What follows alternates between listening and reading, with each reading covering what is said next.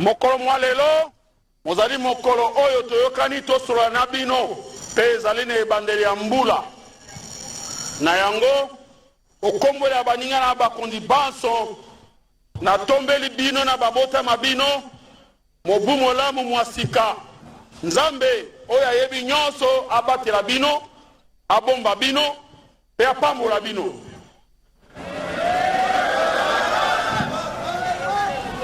Ya mibale ezali makambo matali discipline oyo wana tokobeta sete mbala nyonso okuta na parade to na causerie morale koloba maye matali discipline kotosa mitindo mia bakonzi banso mpe mitindo mia règlement kotosa sikasika awa mpe kozongisa monoko te.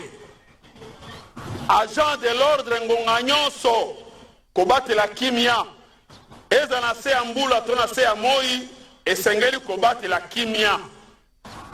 Toyebi yiki ezali na monyela ekolo to na este to mpe na kwamutu biso bapolisier nalobi mbula ebeta moi esala nini tokozala seko wana mpona kokengela batu na biloko bya bango mpe tomilengele ekolo oyo ezali ya biso Kongo oyo ezi ya biso. Soki yo mutu okanisi Kongo ezi ya yo te banda lelo yeba te Kongo ezali ya biso. Américain, japonais, chinois akoya kotia kimia to boboto na kati na mboka na biso mukolo moko te. Soki aye awa aza koluka mosolo yango ne senge na biso oyo ekoya tozali ba congolais tokowa mpona ekolo na biso ekoki mukolo moko kosalema te yo policier agent de l'ordre osula na monguna mpona koya kotia desordre koboma ba congolais tokondima yango mukolo moko te. Soki mokonzi ya mboka asengi lelo biso ba policier baso tokota na mapinga mpona kobunda anava marche tokei.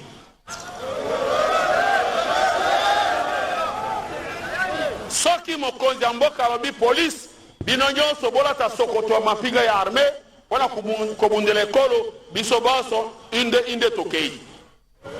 Zambi ezali ekolo na biso congolais agent de l'ordre policier okoki mukolo moko te kosangana munguna mpona koboma congolais. Agent de l'ordre okoki kosangana kuluna mukolo moko te mpona konyokola congolais. Eya na butu eya na moi so balobi tokende tokozonga nsima te tokokende.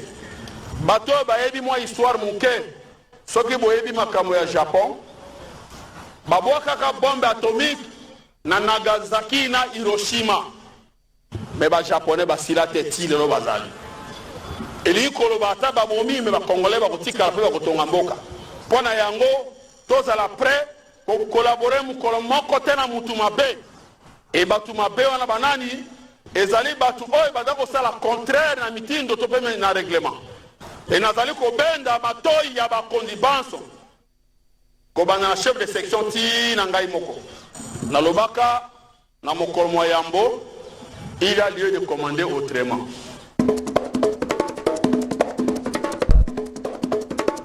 Gradés et agents des forces armées, père de la police nationale congolaise, Mbote, père Momotu Nabino Bansu.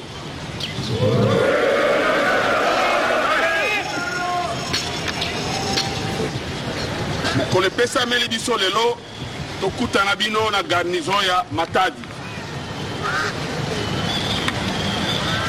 Masolo na biso ya moko ya lelo, ekozala kaka na makambo misato oyo tobesana koloba.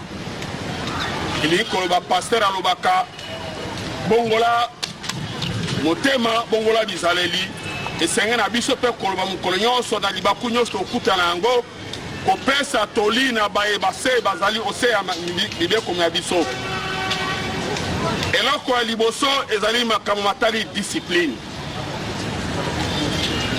Discipline ya bato ya mbula matari kotosa mitindo mia bakonzi banso mpe mitindo mia règlement kotosa sikasika awa kozongisa monoko te kopekisa mobulu mpe komemi ya bakonzi.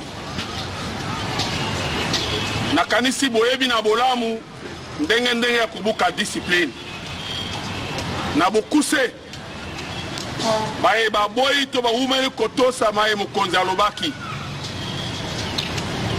baye balangwi okati to libandali ya camp tokosuka wana komela masanga epekisami te me kolangwa nde epekisami kolangwa nde epekisami zami soko olangwi okosala misala mabe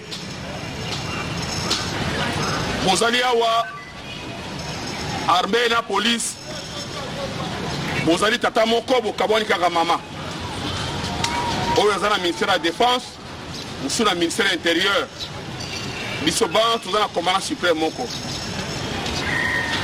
tosala élection na kati na armée to na polisi te elingi koloba nini elingi koloba makambo matali élection ezali makambo na biso te biso toza kala mokonzi moko drapeau moko nde parti na biso esenge na biso kotosa mitindo mpe règlement ya ekolo baye bazali na bizaleli mabe elingi koloba nini baye bamikoti na makambo na kati na politike toyebi na bolamu te armée na polise ezali apolitique me baye bazali makambo ya politike na kati na bino ezala officier sous-officier to gradé sikasika oyo ezali ngonga ya kotika yango bamba te bakokanga yo e na koloba mingi na makambo tali polise bamba te polise mosala ekokengela bato na biloko bya bango bozali awa boza na bafrontière na yango police de frontière kebaka na misala bozali kosala na place na oyo esengeli bosala contrôle ya bato baza kokota te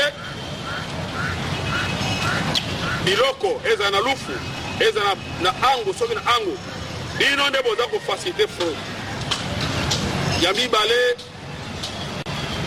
esengeli boyeba na bolamu ete mosala mwa biso ezali chef coutumier te ke osala 5 ans 6 ans na poste moko na mayeba tali kotosa sikasika mpe kozongisa monoko te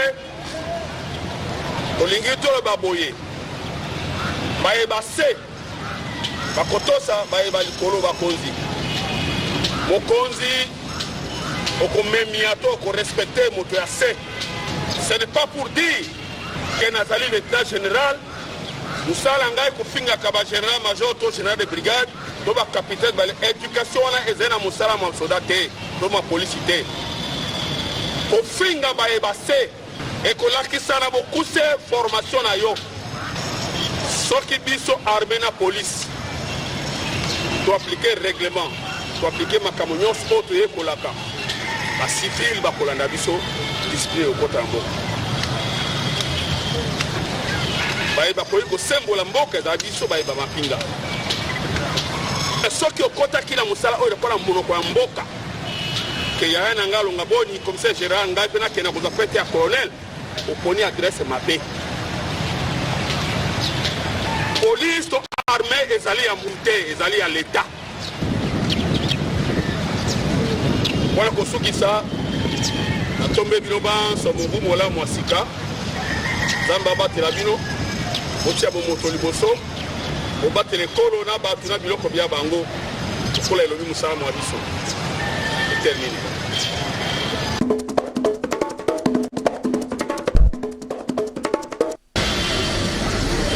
La direction des stupéfiants de la Direction nationale de la coordination de la police judiciaire qui révèle du commandement du conseil général Mokoko Kito-Diao Polydor s'est acquitté du devoir de rendre hommage au chef de l'État, commandant suprême de FARDC de la police nationale congolaise, pour l'avoir nommé à la tête de cette direction. Nazaki, nommé par le chef de l'État, et à la tête de la direction et la police, il y a stupéfiant, il y a la République du Congo. On a lelo matomboli mpe mes meilleurs vœux na mokonzi ya mboka na commandant suprême ya biso ya FARDC na police tomboli mpe mobu na ministre ya biso intérieur natomboli mpe mobu na commissaire général la biso ya police mpe mokonzi na nga direct ya coordination ya police judiciaire. Depuis sa nomination, le conseil général Mokoko Kito-Diao Polydor a fondé son cheval de bataille sur la lutte contre les produits contrefaits et périmés, boissons alcoolisées impropres à la consommation qui augmentent la criminalité et le banditisme urbain, en particulier une manière de lutter contre ces fléaux en République démocratique du Congo. Sa première opération du samedi 25 mai 2024, un lot important de produits prohibés contrefaits constitués de cannabis, d'héroïne, de coupage au mix, d'amphétamine, ephedrine, feuilles de 4, bombées, boissons alcooliques et moins de 30 centilitres en sachet et en bouteilles telles que Kizomba, Real Bull, Indica. Aussi des cigarettes contrefaits périmés, 5 cartons d'oris ainsi que des différents produits pharmaceutiques périmés et contrefaits étaient saisis, détruits par l'incinération au village de Bolingo dans la commune de la Maluku. Kokoma na ngai awa na kutanaki mwa mikatano mike mike pe na bongisi yango ce sens que moi mosala ezalaki un peu pas tellement organisé tozala mosala mingi ya kosala pas seulement drogue ezali mpe bakisi oyo ezali ya surveillance internationale baboisson alcoolique prohibé, les ali drogue, dure, cocaïne, tout ça, ou nyonso, amphétamine, mingi bani. Sur la tangeli au liste des exhaustive, les amouraï mingi. Également la présence de monsieur l'autorité politico-administrative de la commune de Lansele, monsieur le procureur de la République, près le tribunal de grande instance de Kinshasa, Kinkole, vous avez tous répondu à l'appel du devoir. À l'instant, j'ordonne officiellement l'incinération de tous les produits qui ont été cités par monsieur le major ici présent. J'ai dit et je vous remercie.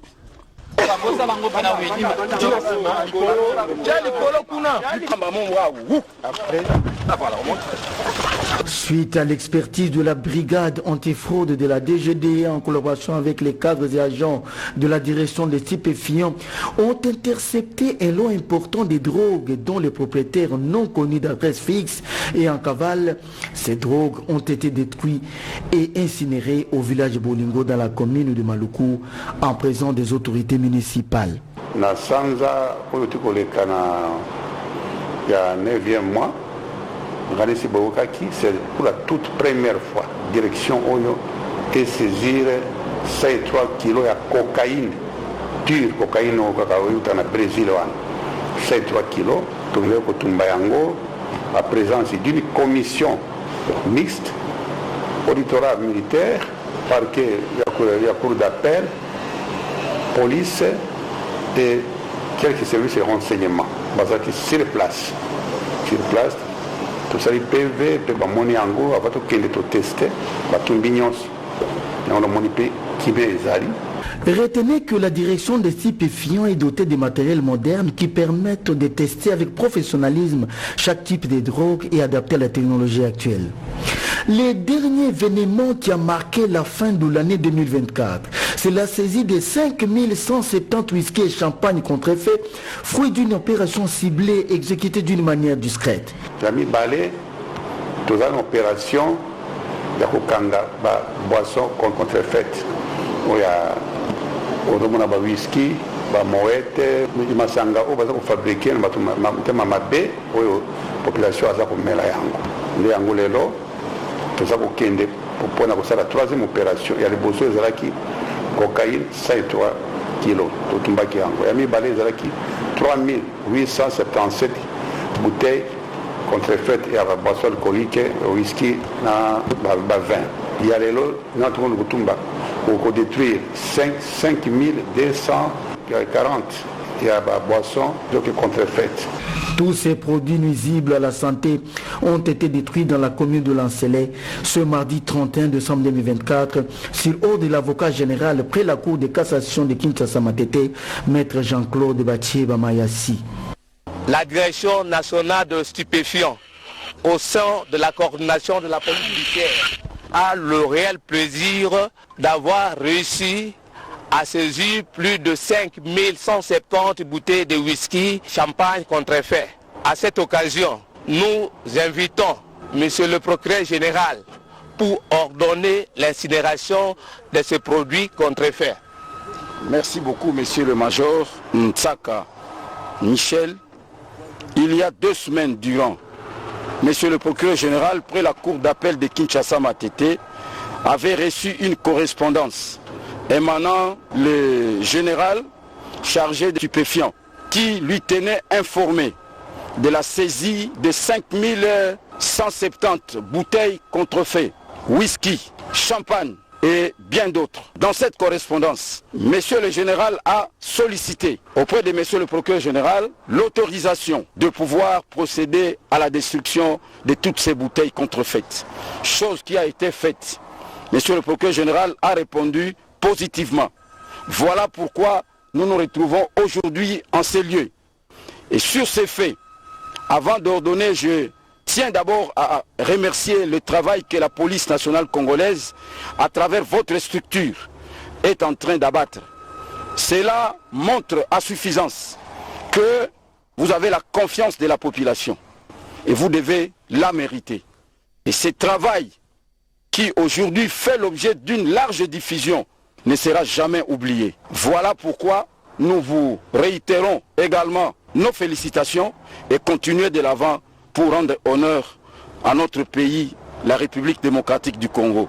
Cela étant dit, j'ordonne, sur instruction de Monsieur le Procureur Général qui nous a chargé de procéder immédiatement et sans faille à la destruction de toutes ces bouteilles contrefaites qui ont été saisies par la police nationale congolaise. J'ai dit et je vous remercie. Non, na côté oyo boy. Ah boy, ah boy. Oyo likolo oyo. Non, yo voilà. Na oyo, tala mususu yango ya.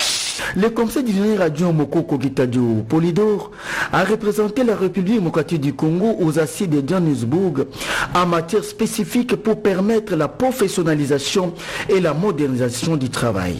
Mais nauti kozonga nazaki invité na SADC parmi les 17 États ya SADC nga pe Congo pe na représenter la République pour une réunion pour comment diminuer la drogue en Afrique centrale. Pendant 5 jours, na Johannesburg. Les directeurs des stupéfiants, le conseil divisionnaire adjoint Mokoko Kitadio Polydor a exhorté la franche collaboration entre sa direction et le commissariat provincial ville-province de Kinshasa en insistant que toute arrestation ou saisie des produits prohibés ou contrefaits doivent être signalés et transférés à sa direction située à la coordination de la police judiciaire, la seule instance habilitée pour détruire ou incinérer tout produit nuisible à la santé humaine. Ce brave officier général se fixe de lutter pour la diminution de la criminalité ou banditisme pour le CAP 2025 en exhortant la population, surtout les jeunes, de ne pas consommer ces produits nuisibles à la santé. Pour l'opération, en tout cas, pour traquer, pour faire diminuer la consommation de drogue et de boissons alcooliques prohibées, qui ici, au contrefait, périmé. Tout ça, nous sommes en partenariat avec le GDA, OCC, à Corep, tout ça, comme ça, et on va parquer nos auditorat. En tout cas, on va traquer la dernière énergie. Parce que dans la biso, on va au Kangi, Kakatiki, et puis c'est un bon Tiki, et puis c'est un bon Ningoana. Ils ont dit Malamute, ils ont dit que c'est causé moral, ils ont dit Malamute, et ils ont dit que réquisition n'est pas mon congé à biso, il y a l'autorité générale. A autorisé les deux auditeurs qui est et qui ouest, autorité supérieure, pas faire une réquisition, comme ça, on a Malamu, en tenue uniforme, non très identifié, basé pour favoriser le Macamboana, Ming, toujours au Koba, tout au Kenetina Bas Congo, tout au Kenena Nord Kivu, parce qu'il y a une réquisition autorité générale, parce que ordre, tout diminuer dans les drogues, dans la consommation d'alcool non autorisé, c'est ça. Surtout les jeunes, on a déjà parti à 15 à 40 ans, on va consommer drogue, on va consommer à l'école à moins de 30%, on va consommer soupe natolo, namasanga, oyo, fabriquer un bazando, un dépôt clandestin, on va commettre des mela. Il y a des gens bango pour Salamabe, pour Mabakuluna.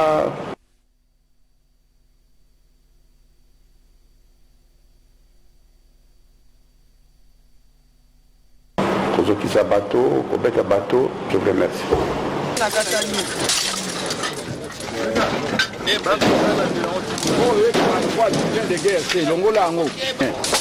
Détruisez tout. Côté.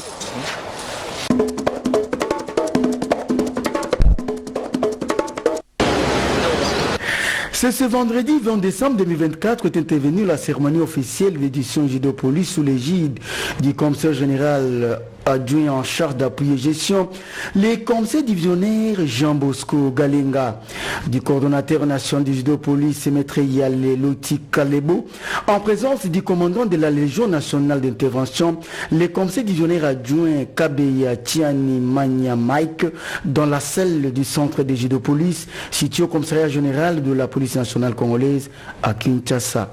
La cérémonie a débuté par les compétitions des différentes équipes venues des provinces pour sélectionner la vainqueur des coupes en passant par l'élimination par équipe. Et retenez que l'équipe de Judo Police Lualaba est sortie vainqueur par équipe de cette édition de la Coupe nationale de Judo et a remporté la médaille en or. Les coordonnateurs de Judo Police, M. Lotika Yalelebo, expriment son immense joie en organisant une telle édition de Judo ayant une portée nationale au sein de la police à Kinshasa. C'est l'édition 2024, première édition de la Coupe nationale de Judo Police. On a lancé ça, c'est la première édition et j'espère qu'on va continuer avec plusieurs éditions, avec plusieurs provinces. Je suis vraiment très content. J'espère que le Judo Police a commencé à prendre déjà les ailes et l'envol. Et j'espère dans les jours et les années à venir, on fera des choses extraordinaires comme je dis. Là, ce n'est que le début et j'espère on fera le Judo Police, un sport très phare de la police nationale congolaise de judo. Les provinces qui ont compati, on a Chopo, on a Kwilu, on a le Congo central, on a le Lualaba et Kisangani, Équateur, ils étaient en nombre de 2. Ils ne pouvaient pas se combattre parce qu'il faut être au maximum 5 combattants pour faire l'équipe. Donc, mais il y avait déjà les provinces qui s'est présentées et il y avait les unités comme l'ENI, il y avait les unités comme UPIHP et il y avait les unités comme Provokin qui étaient là aussi et les centres sportifs de judo de la police. Nous appelons tous les partenaires. J'appelle encore l'implication de la police pour cette discipline. Je sais que c'est une discipline qui donne un peu la vision, un peu l'image de la police ici à l'intérieur de la République démocratique du Congo ainsi qu'à l'extérieur de la République démocratique du Congo. Et on a aussi Winner qui nous a accompagnés pour voir comment ça va se passer pour qu'on puisse faire une alliance et un mariage avec eux. Donc je suis hyper content de voir tout ce qui s'est passé et avec le moyen de bord qu'on avait, on a fait le nécessaire et j'espère la deuxième édition, la police nous mettra encore la main et tous les sponsors qui ont besoin de nous soutenir, venez nombreux, vous ne serez pas désespérés dans tout ce qu'on est en train de voir. Esengo ya makasi ya komona mwana abotami oyo tozobenga ye coupe nationale ya judo police, mwana soki abotami il faut entretenir, il faut pesa ye to bercer to sala oyo nyonso esengeli. Donc ba parents na ba papa leki na ba koko, il faut baya ba pesa main forte pour na mwana oyo akola lisusu oyo ezali judo police et coupe nationale de judo police. Bo pesa biso maboko ya makasi pour na tokende liboso. Pour na tokende liboso ezosenga mutu moko te ezosenga biso nyonso totia main dans la main tolakisi déjà volonté tozolakisa déjà papa yango tosengi na bino boya renfort pour na topesa esengo na eloko oyo ebotami pe ezokende déjà na esengo moko boye. Quant au commandant de la Légion nationale d'intervention, le commissaire divisionnaire adjoint Kabeya Tiani Manya Mike a félicité les organisateurs et son honorabilité de l'équipe pour avoir remporté la médaille en or. À cette compétition qui nous est trop chère, une compétition très importante pour le développement des disciplines de combat au sein de la police et pour le développement des disciplines de combat au sein de la police et pour le cas sous examen très précisément pour le développement du judo et de tout ce qui est budo au sein de notre corps. En fait, c'est ça que ce n'est pas un début, mais nous sommes en train de monter en puissance. Vous savez, l'enfant naît, il grandit et puis il doit atteindre la maturité. Nous sommes en train d'aller vers la maturité et je suis l'homme le plus flatté parce que la finale aujourd'hui, par équipe, c'est pratiquement la LENI qui joue contre la LENI. C'est la coordination de Kinshasa, de la Légion nationale d'intervention qui va compétir en finale face à la coordination le club de la LENI qui vient de bâtons déployés dans les Grands Katanga, plus précisément de loi là-bas. Ceux qui militent, qui animent, qui nous motivent en fait. Qui nous motivent pour être encore très présents, pas seulement de loin, mais être présents avec les athlètes sur les tatamis pendant qu'ils s'entraînent. On leur fait sentir le pouce, le coup de pouce du commandement, mais aussi le coup de pouce d'un expert. Et les éloges et toutes mes considérations et l'estime. Le Ramètre qui est là, pour d'abord l'esprit de compétition, c'est un grand athlète, c'est un grand maître, c'est un judoka assis.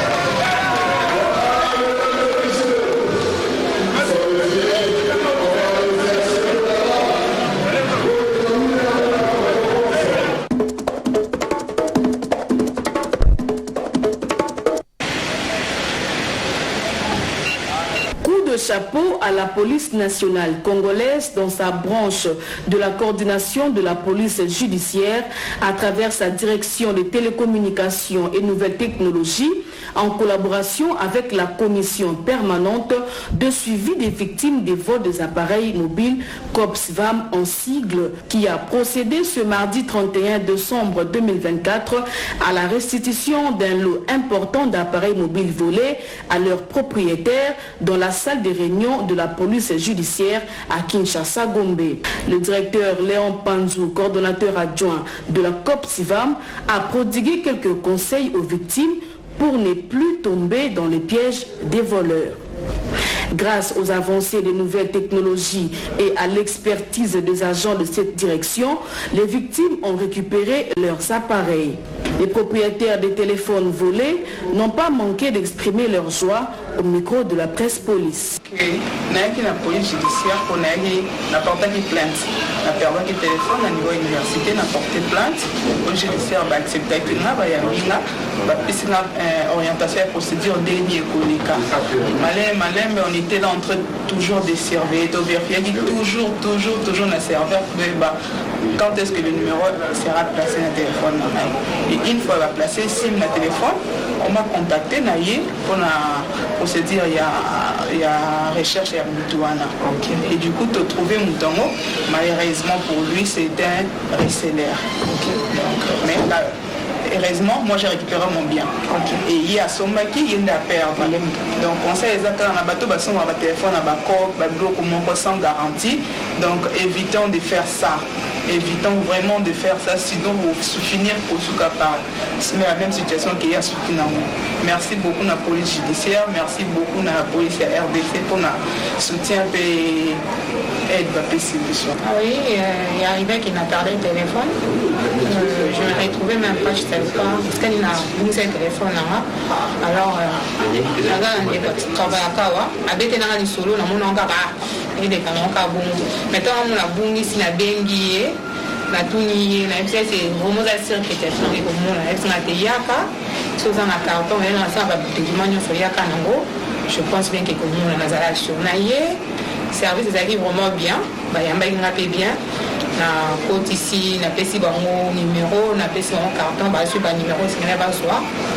Après, après 2 semaines, pour recontacter, on va retrouver le numéro. Les acquis déjà utilisés et tout.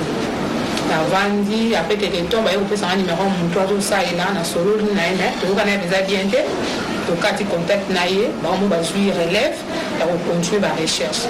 Si on retrouve, on doit souvoir bénéficier d'un base qui est vraiment sensible, vraiment, et qui a répondre à petit téléphone. Après, il va bien pour récupérer le téléphone. Par rapport à Moustala ou Salama, ce qui est vrai, vraiment, c'est quand on bouge le condo qui est service à l'installement. Mais moi, je rassurer que le service est ça bel et bien, vraiment. Ça on a la procédure.